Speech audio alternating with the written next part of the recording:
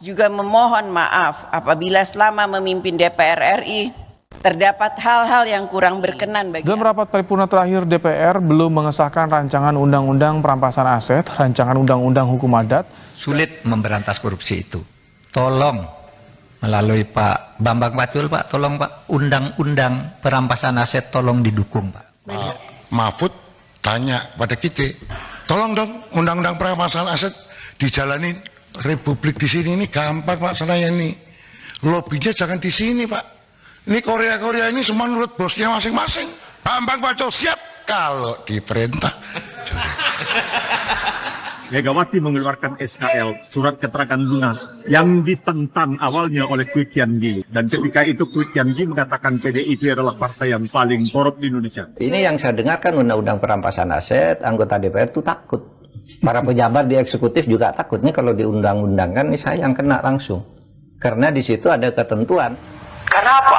Mayoritas wali kota, bupati, dan pejabat yang tersangkut korupsi yaitu dari PDIP itu ranking 1. Presiden Joko Widodo setuju bila hukuman mati diberlakukan bagi para koruptor. Hukuman mati untuk koruptor, Pak, tapi kan memang di UU-nya belum ada. Itu yang pertama, kehendak masyarakat. Kalau masyarakat memang berkehendak seperti itu ya dalam rancangan undang-undang pidana, tipikor itu dimasukkan. PDI Perjuangan menolak wacana hukuman mati para koruptor yang sempat dilontarkan Presiden Jokowi dalam acara anti korupsi. Akan tetapi PDIP setuju jika koruptor dikenakan sanksi sosial. Jadi PDI Perjuangan merasa bahwa dengan jalan koruptor dimiskinkan yang menghapuskan hukuman mati tersebut. Seseorang yang bernama Sadikin. Sadikin? Ya. Berapa Pak? 40 M. La Allah. Muhammad Samanhudi Anwar, mantan wali kota Blitar, terlibat dalam kasus korupsi proyek pembangunan sekolah menengah pertama di Blitar.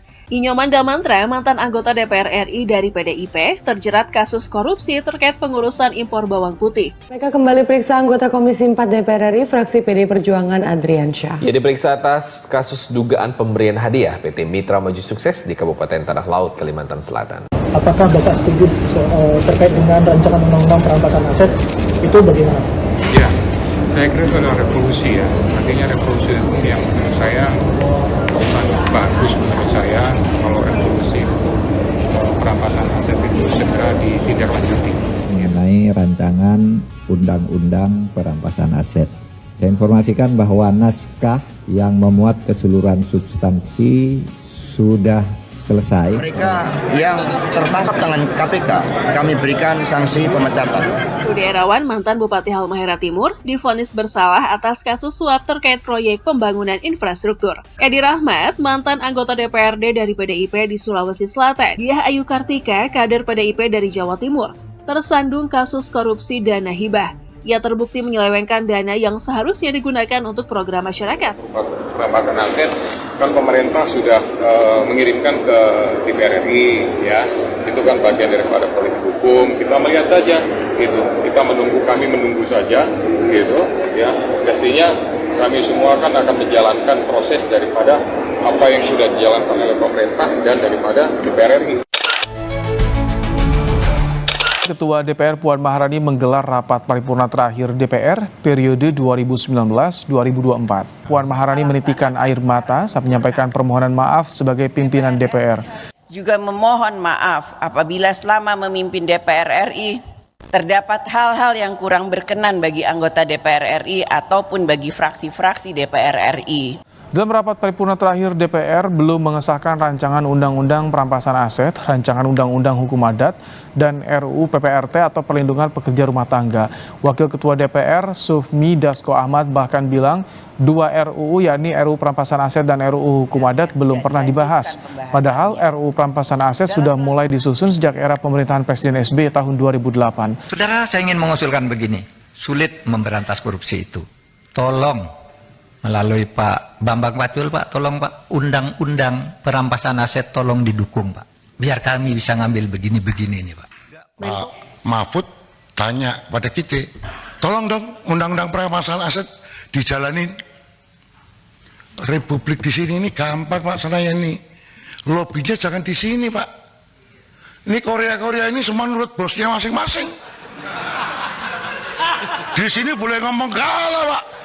Bambang Pacul ditelepon, Ibu Pacul berhenti, siap. Ini laksanakan Pak. Jadi 2 presiden pernah nanya sama saya, pembatalan uang kartal sama ini RUU ini yang mana ya Pak Presiden?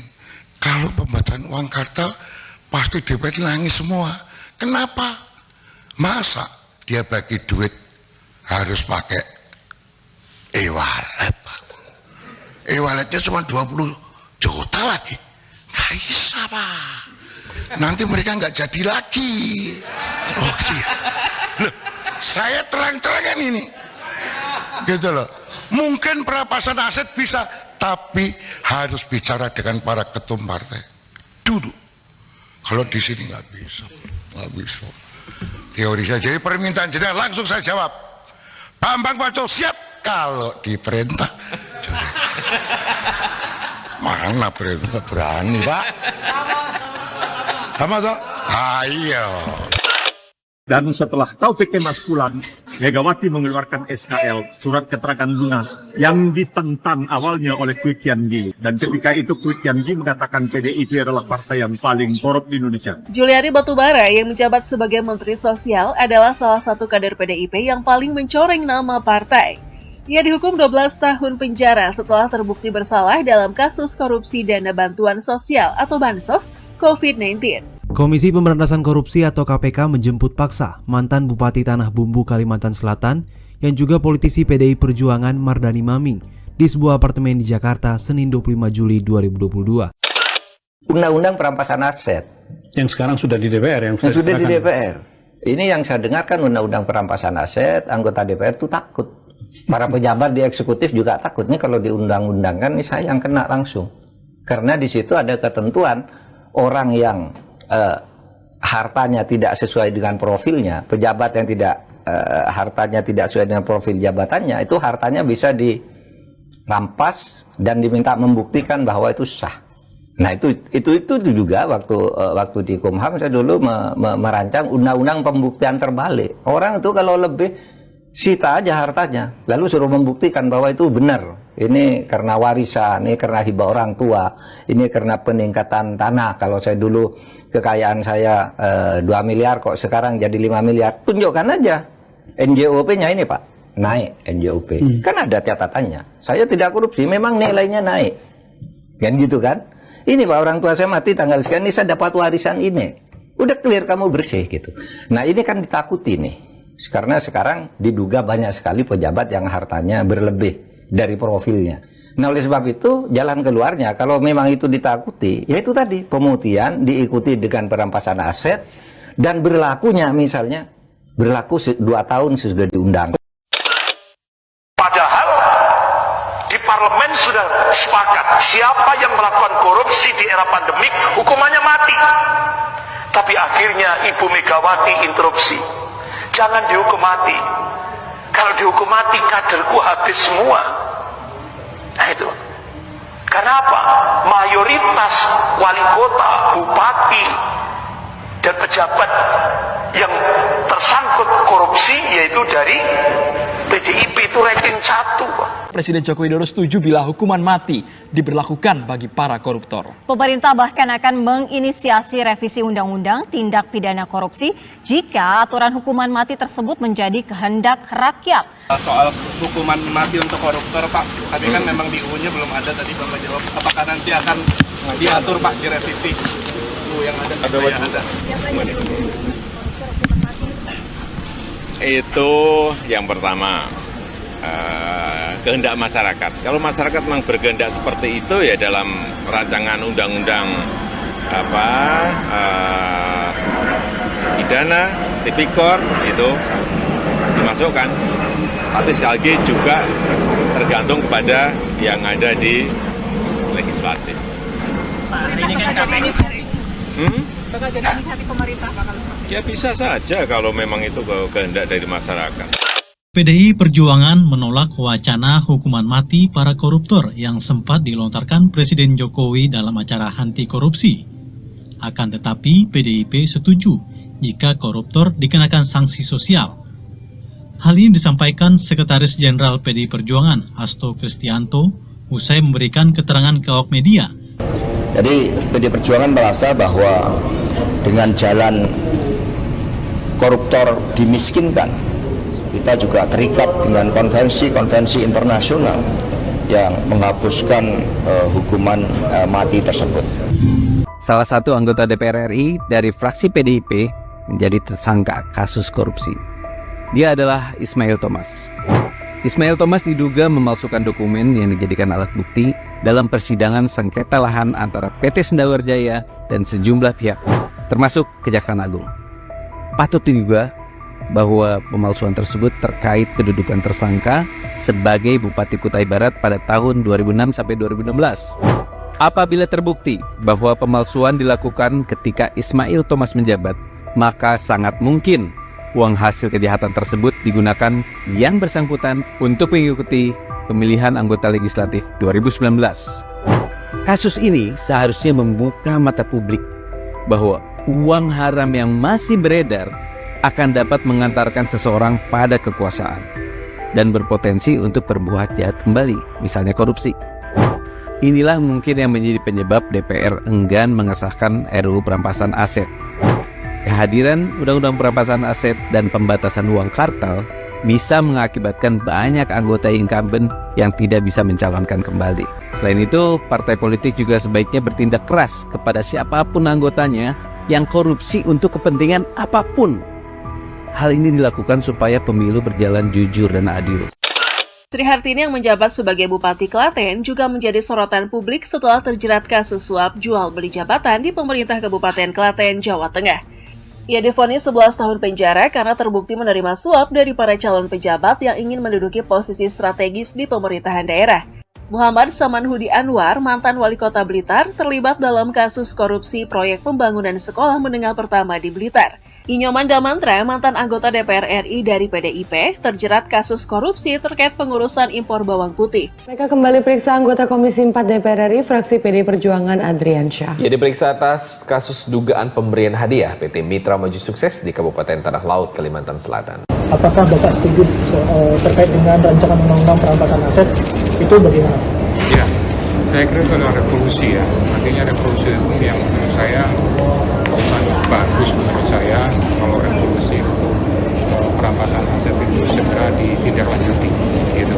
Karena itu akan lebih meningkatkan untuk pemberantasan di sektor korupsi gitu. Jadi dengan adanya meskipun itu sebenarnya sudah ada gitu, dengan adanya angket ya itu bisa lebih bagus lagi, lebih mempermudah lagi untuk pemberantasan korupsi gitu. Pak, berarti jika nanti terpilih sebagai salah satu pimpinan KPK bakal langsung mendorong untuk pengesahan RUU perampasan aset ini? Ya, saya kira kan itu semuanya berproses gitu. Semuanya kan berproses. Kalau KPK kan tinggal kami ini kan pelaksana saja gitu. Masalah nanti prosesnya kan tinggal dari DPR RI aja gitu. Kalau ada kami laksanakan, itu aja gitu. Kalau tanggapan saya seperti itu.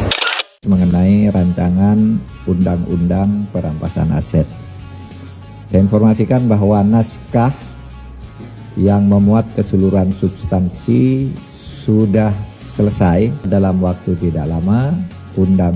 Rancangan undang-undang perampasan aset ini akan segera dikirim ke DPR karena Presiden juga sudah mendorong kami agar lebih cepat. Berapa Pak? 40 M. La Allah. Dari Pak Anang, seseorang atas nama Sadikin. Di mana? Nama Sadikin. Seseorang atas nama Sadikin, nomor teleponnya diberikan oleh Pak Anang lewat signal. Marigin siapa? Sadikin.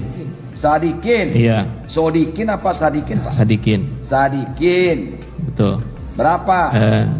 Itu adalah saya tanya untuk siapa, untuk BPK yang mulia. Untuk BPK. BPK. BPK. Saya dengar untuk BPK Pak. PPK apa BPK? BPK yang mulia. BPK. Betul yang mulia. Kalau PPK pejabat pembuat komitmen, pejabat penandatanganan komitmen. Kalau BPK Badan Pemeriksa Keuangan. Yang mana? Badan Pemeriksa Keuangan yang mulia. Siapa yang minta sama saudara itu? Permintaan dari Pak Anang yang mulia. Pak Anang. Dikirimlah ke orang yang bernama Sodikin itu. Dikirim yang mulia. Ditransfer. Tidak. Dikirim, bagaimana cara ngirimnya kalau gitu? Dikirim lewat cash. apa, paket?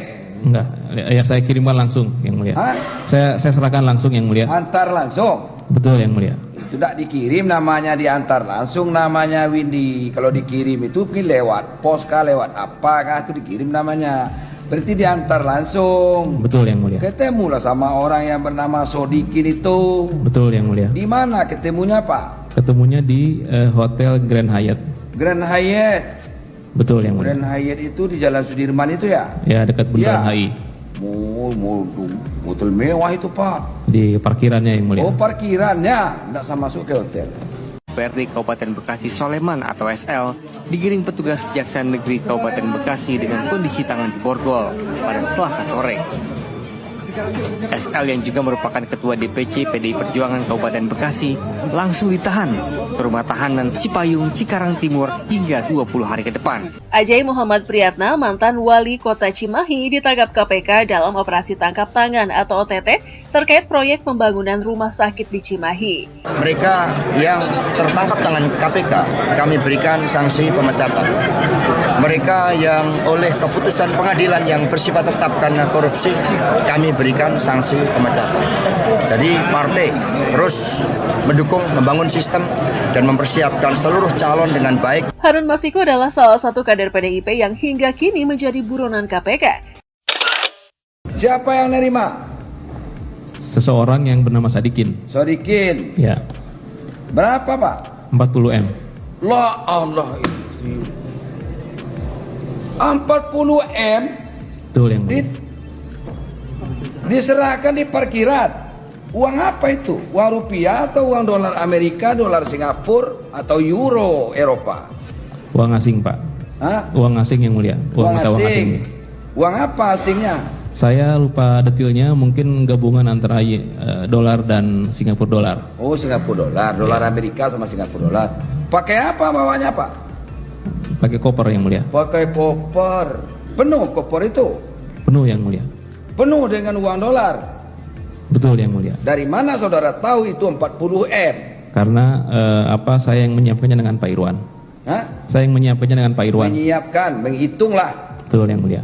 Oh, Pak Irwan hitung juga. Dari apa tadi? Dari filing kabinet itu. Filing kabinet itu. Iya, betul yang mulia. Hitunglah, ada Singapura, ada Amerika. Ada lagi Pak? Uang lain lagi? Enggak, itu aja. Itu aja yang mulia. Jumlahnya 40 M. Iya yang mulia. Rudy Erawan, mantan Bupati Halmahera Timur, divonis bersalah atas kasus suap terkait proyek pembangunan infrastruktur. Edi Rahmat, mantan anggota DPRD dari PDIP di Sulawesi Selatan. Diah Ayu Kartika, kader PDIP dari Jawa Timur, tersandung kasus korupsi dana hibah. Ia terbukti menyelewengkan dana yang seharusnya digunakan untuk program masyarakat. Antar ke Grand Hyatt di parkirannya. Betul yang mulia. Saudara ngantar sendiri apa ada teman? Sendiri yang mulia. Allah beraninya saudara bawa Sorry saya dengan supir yang mulia. Nah, ya ada itulah. supir. Ya. Logikanya nggak masuk juga Pak. Kalau saudara sendiri ada pingsan saudara di jalan, mobil digarangin orang, dapat aja orang 40 M. Kan begitu. Pasti ada temannya. Betul yang mulia. Dan lagi pula memastikan orang itu nerima, kan gitu Pak. Kenapa berdua? Ada yang nyaksikan satu, kecuali dua itu kabur habis itu lain cerita. Kok bisa jadi Pak? Lihat uang 40 M. Yang nerima satu orang atau banyak orang? Satu orang yang mulia. Namanya Sodikin. Iya. Itu katanya orang dari BPK itu. Iya, yang mulia. Ya. Saya tanya ke Pak Irwan. Jangan salah-salah ngomong saudara. Ada BPK, ada PPK, ada siapa? Yang saudara tangkap siapa? Yang BPK. BPK. Iya. Kata Pak Anang. Dan juga saya tanya ke Pak Irwan juga. Oh, dari Pak Irwan juga. Iya. Ada lagi? Berikan sama siapa lagi? Saya berikan ke tadi Yunita sudah ya. Nah, pastinya kalau masalah undang-undang perampasan aset kan pemerintah sudah mengirimkan ke DPR RI ya. Itu kan bagian daripada politik hukum. Kita melihat saja Itu kita menunggu, kami menunggu saja, gitu ya. Pastinya kami semua kan akan menjalankan proses daripada apa yang sudah dijalankan oleh pemerintah dan daripada DPR RI.